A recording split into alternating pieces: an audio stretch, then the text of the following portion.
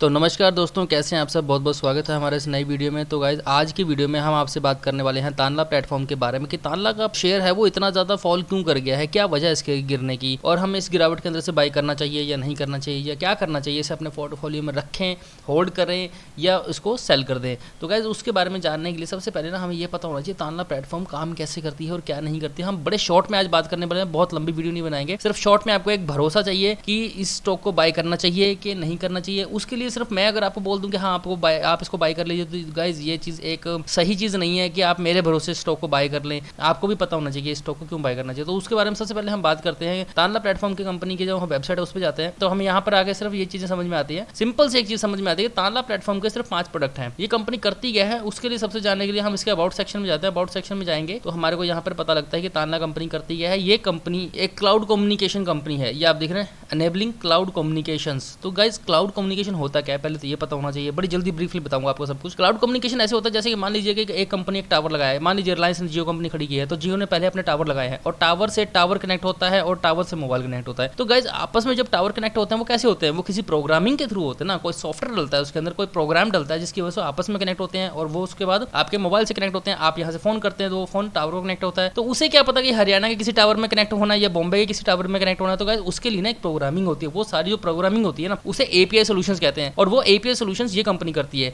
तो इसलिए जो आपको इसमें अभी प्रोडक्ट मैंने आपको दिखाई दे कि तानला प्लेटफॉर्म से क्या क्या प्रोडक्ट्स हैं। तो गाइज ये देखिए वही प्रोडक्ट्स हैं।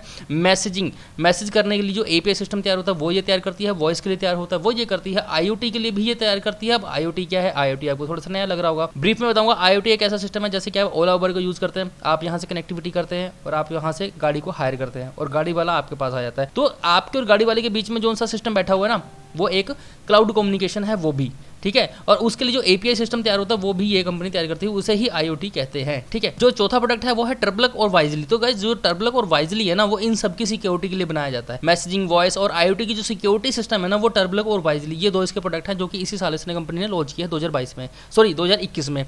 तो टर्बलक क्या चीज़ है, टर्बलक के बारे में बात करें तो टर्बलक एक जो ब्लॉकचेन सिस्टम है जो कि डाटा को बहुत अच्छे तरीके से सेव करके रखता है। हल्का सा भी अगर किसी भी चैन के अंदर हल्का सा एरर आ जाए तो सारी ब्लॉकचेन खराब हो जाती है, जिसकी वजह से ना टर्बलक बहुत ही हाई फाई और एक अच्छा सिक्योरिटी सिस्टम आज के टाइम में उभर के आ रहा है और वर्ल्ड लेवल पे इसको काफ़ी ज़्यादा पसंद किया जा रहा है। और बैंकिंग सेक्टर में भी कम से कम 10 में से 9 बैंकिंग सेक्टर टर्बलक और वाइजली को दोनों को यूज़ करते हैं। टर्बलक यूज़ होता है डाटाबेस को सेफ रखने के लिए। और इस समय अगर मैं बात करूँ टर्बलक की जो मार्केट शेयर है ना, मार्केट शेयर 62% का है टर्बलक का, यानी कि बहुत ही शानदार कंपनी का कहते हैं ना कि बहुत ही एक अच्छा प्रोडक्ट है टर्बलक, जो कि बहुत ज़्यादा कंपनी में पसंद किया जा रहा है। अब करते हैं वाइजली की बात। वाइजली क्या सिस्टम होता है गाइस, देखो वाइजली में क्या होता है, जैसे आप व्हाट्सएप पे, फेसबुक पे किसी से चैटिंग करते हैं तो वहाँ पे एंड टू एंड एनक्रिप्शन लिखा आता है या टू फैक्टर ऑथेंटिकेशन लिखा आता है। तो गाइज वो जो सिक्योरिटी है एंड टू एंड सिक्योरिटी, यानी कि आप बात कर रहे हैं, जिसके साथ बात कर रहे हैं सिर्फ उसे और आपको ही चैटिंग दिखाई दे रही है, तीसरा बंदा कोई हैक करके उस चैटिंग को नहीं पढ़ सकता।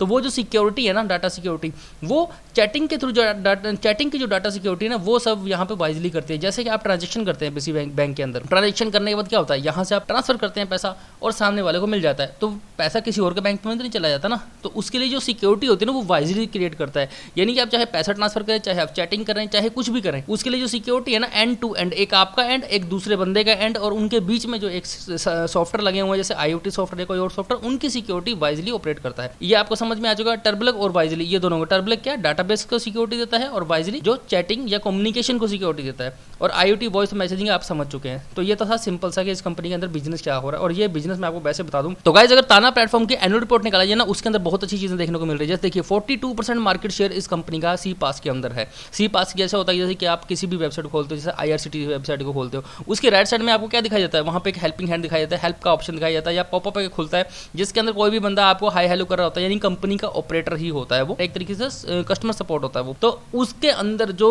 मार्केट शेयर है उसको सिक्योरिटी देने में मार्केट शेयर है वो 42% ताना प्लेटफॉर्म का है, ठीक है। और जो टर्बलक है उसकी बात करें तो 50,000 से ज़्यादा कंपनीज इसको यूज़ कर रही है टर्बलक को। यहाँ से पता लगता है कि यहाँ इसका मार्केट शेयर अच्छा है क्योंकि 62% वॉल्यूम मार्केट शेयर, यानी कि टर्बलक जो सॉफ्टवेयर है उसके कंपटीशन में और भी कोई सॉफ्टवेयर मार्केट में है तो वो सिर्फ 38% ही यूज़ हो रहे हैं, 62% तो सिर्फ टर्बलक यूज़ हो रहा है। अगली बात करते हैं वाइजली की। तो वाइजली के अंदर आपको सबसे बड़ी चीज़ दिखाएगी 4 पेटेंट्स अवॉर्डेड, यानी कि इसके पास पेटेंट्स है। वाइजली इसका पेटेंट है, इसको कोई और तैयार नहीं कर सकता, ये सिर्फ सिर्फ यही कंपनी तैयार कर रही है और पूरे मार्केट में सभी प्रोडक्ट्स को मिलाकर अगर देखा जाए तो 30% इस कंपनी का मार्केट शेयर है, यानी कि बहुत ही जबरदस्त कंपनी है और इस कंपनी का बिजनेस बहुत जबरदस्त तरीके से चल रहा है और बहुत अच्छा बिजनेस है। लेकिन अब बात करते हैं इन सब चीज़ों के बाद थोड़ा सा मैनेजमेंट की। तो मैनेजमेंट में अगर हम देखें तो मैनेजमेंट भी बहुत ही हाईली एजुकेटेड है। उसके बारे में जब हम जाएंगे मैनेजमेंट के अंदर, तो मैनेजमेंट में भी द टीम के अंदर जब जाते हैं तो वहाँ पर जितना भी मैनेजमेंट है ना, अगर हम उसे ओपन करके देखते हैं तो ये देखिए, ये तो है कंपनी के सीईओ डॉक्टर उदय कुमार रेड्डी, ठीक है। अभी इनका एक्सपीरियंस के बारे में कुछ नहीं बताया। अगर रविंद्रनाथ रेड्डी जी के बारे में बात करें तो 30 ईयर्स का एक्सपीरियंस है। कॉर्पोरेट गवर्नेंस और सेबी के अंडर यानी कि काम कर चुके हैं, यानी कि सेबी की तरफ से जो कॉर्पोरेट गवर्नेंस के ऊपर सख्ताई होती है ना,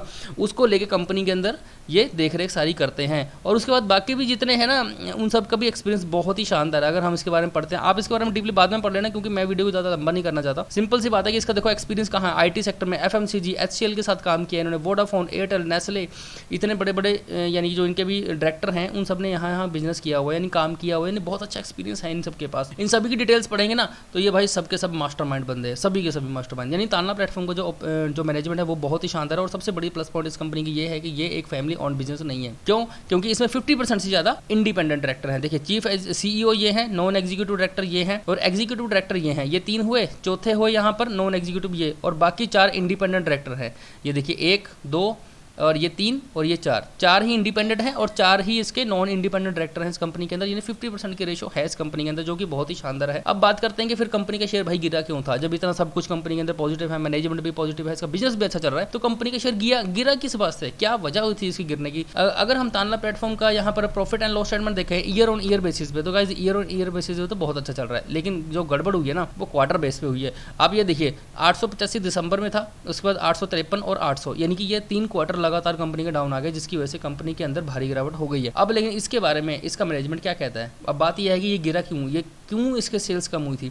उसके बारे में अगर जून 22 की हम ट्रांसक्रिप्ट निकाल के देखें तो इस ट्रांसक्रिप्ट के अंदर हमारे को जो मैनेजमेंट है उन्होंने खुद दीपक जी ने बताया है कि क्यों इसका जो गिरा है शेयर प्राइस वो क्यों गिरा है। उसके बारे में अब मैं इसके अंदर आप पढ़ लेना, मैं डीपली ज़्यादा पढ़ के नहीं बताऊंगा, सिर्फ इतना बता रहा हूँ कि उन्होंने ये बताया कि उनका जो एक कस्टमर था, जो कस्टमर इनसे ये चीज़ कह रहा था कि हाँ भाई हमें इस प्राइस के ऊपर चीज़ नहीं चाहिए, आप हमारे हिसाब से प्राइस हमें दीजिए।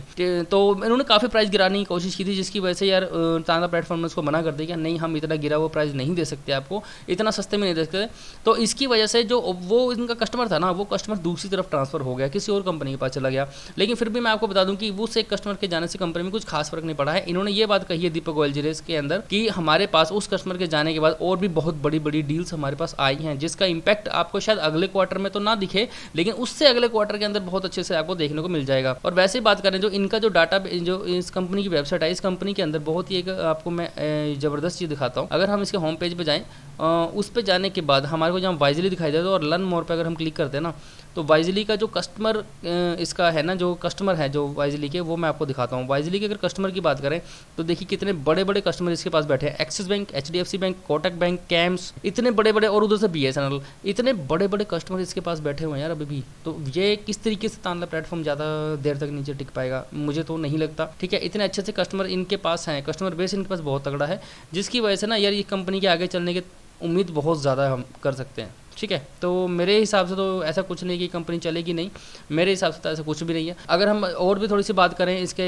कॉन्फ्रेंस कॉल के बारे में, तो कॉन्फ्रेंस कॉल के अंदर भी इन्होंने एक बात और कही है कि हाँ भाई ये इंपैक्ट हो सकता है कि आपको एक आधे क्वार्टर में और दिखाई देने को मिले, लेकिन उसके बाद ये सारी चीज़ें सुधरती हुई बड़े आराम से नजर आएंगी। तो हमें अब क्या करना है, सबसे मुद्दा हमारा तो यही आता है, मेन क्वेश्चन मुद्दे की जो बात है वो यही है। तो गाइस मैं आपको बताता हूँ क्या करना है। आपको सबसे पहले एक चीज़ का इंतजार करना है, जो क्वार्टर ऑन क्वार्टर 885 853 करते हुए ये एकदम से 800 पे आ गया ना, ये धीरे धीरे सुधरता नजर आएगा। पहली बात तो एक क्वार्टर का वेट 100% करना ही करना है। एक तो यहाँ से कोई क्वार्टर धीरे से ऊपर उठता हुआ नजर आ जाए, क्योंकि हमारे को सिर्फ एक चिंगारी ही चाहिए यहाँ से एंट्री करने के लिए। थोड़ा सा भी क्वार्टर ऊपर उठता हुआ नजर आ गया ना, तो इसका मतलब ये है कि जो मिस्टर दीपक गोयल जी ने कॉन्फ्रेंस कॉल के अंदर ये बात कही है ना कि इस कंपनी को और भी बड़ी बड़ी इंटरनेशनल डील्स मिली हैं, तो उनका इंपैक्ट हमें क्वार्टर रिजल्ट पे आता हुआ दिख जाएगा। तो जैसे वो क्वार्टर रिजल्ट पे आता हुआ दिखेगा ना, तो हमें क्या करना है, हमें टेक्निकल चार्ट पे आना है। और टेक्निकल चार्ट पे देखो एक बहुत ही अच्छा सपोर्ट जोन हमने यहाँ पर बना रखा है, रेजिस्टेंस जोन और सपोर्ट जोन यहाँ पर है। तो जैसे ही ये चार्ट हमारा इस प्राइस से शुरू होके किसी भी तरह से ये जो प्राइस है यहाँ घूमता हुआ किसी भी तरह से ये एक बार इसको ब्रेकआउट दे दे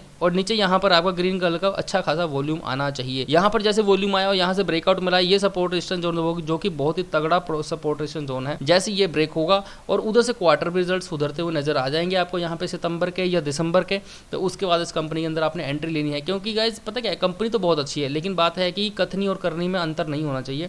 अभी तक जो कंपनी ने कथनी करी है यानी कि जो बताया है कि हमारे क्वार्टर रिजल्ट अगला एक और खराब आ सकता है, बिकॉज कि हमारे नए जो कस्टमर जुड़े हैं उनसे रिजल्ट आने में थोड़ा सा समय लगता है। तो इसीलिए कंपनी के अंदर क्या होता है कि कई बार रिजल्ट आते हुए थोड़ा समय लग जाता है, लेकिन अब वो समय लगे तो कोई बात नहीं, हम इंतजार करेंगे। लेकिन ऐसा नहीं है कि हम एकदम से इसको बाय कर लेना है। क्या पता कंपनी ने जो कहा हो वो कस्टमर भी इनको छोड़ के चले जाएं, तो गारंटी तो नहीं है ना उस बात की कि हाँ भी वो भी नए कस्टमर भी इनके पास आए। अगर पता लगता है कई बार नए कस्टमर को कि इन्होंने पहले वो प्राइस नहीं दिया, तो वो कस्टमर को, जो कस्टमर इनको छोड़ के गया है, उस कस्टमर को दूसरी कंपनी से अच्छा प्राइस मिल गया, तो कई बार क्या होता है इनके बचे हुए कस्टमर भी उस तरफ चले जाते हैं। तो इसलिए हमें इंतजार कर रहा है कि इनके यहाँ पर जो जून के बाद सितंबर का जो क्वार्टर आएगा, जो दिसंबर का आएगा, उसमें रिजल्ट सुधरते हुए नजर आएंगे और साथ के साथ हमारे को इसके अंदर एक अच्छा खासा वॉल्यूम यहाँ देखने को मिल जाए और यहाँ से ब्रेकआउट आ जाए, तो दोनों चीज़ें एक साथ होते हैं, हम इस कंपनी के अंदर एंट्री मारेंगे बड़े अच्छे तरीके से और बिना किसी टेंशन के। क्योंकि इस कंपनी का पिछला ट्रैक रिकॉर्ड देखा जाए, कथनी और करनी बहुत ही अच्छी रही है। ऐसी बात नहीं है कि कंपनी कथनी करनी अच्छी नहीं रही, जो कंपनी ने कहा है वो करके भी दिखाया है। लेकिन फिर भी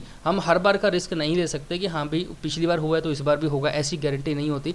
तो इसलिए आप थोड़ा सा इंतजार करें। जैसी कंपनी जिसके इस सपोर्ट जोन को ब्रेकआउट देती है, ये सपोर्ट जोन 1136 के लेवल पर है, ये सपोर्ट जोन 1136 के लेवल का है। जैसे 1136 का लेवल क्रॉस होगा, वॉल्यूम आएगा और उधर से क्वार्टर रिजल्ट सुधरेंगे, तो आप इसके स्टॉक के अंदर एंट्री करेंगे और बिना किसी टेंशन के एंट्री करना, क्योंकि स्टॉक बहुत ही शानदार है और आगे भी इसी तरीके से क्वार्टर रिजल्ट आएंगे, तो आप उसके अंदर होल्डिंग रेगुलर बना के रख सकते हैं लॉन्ग टर्म के लिए। धन्यवाद। बताना जरूर कि वीडियो कैसा लगा।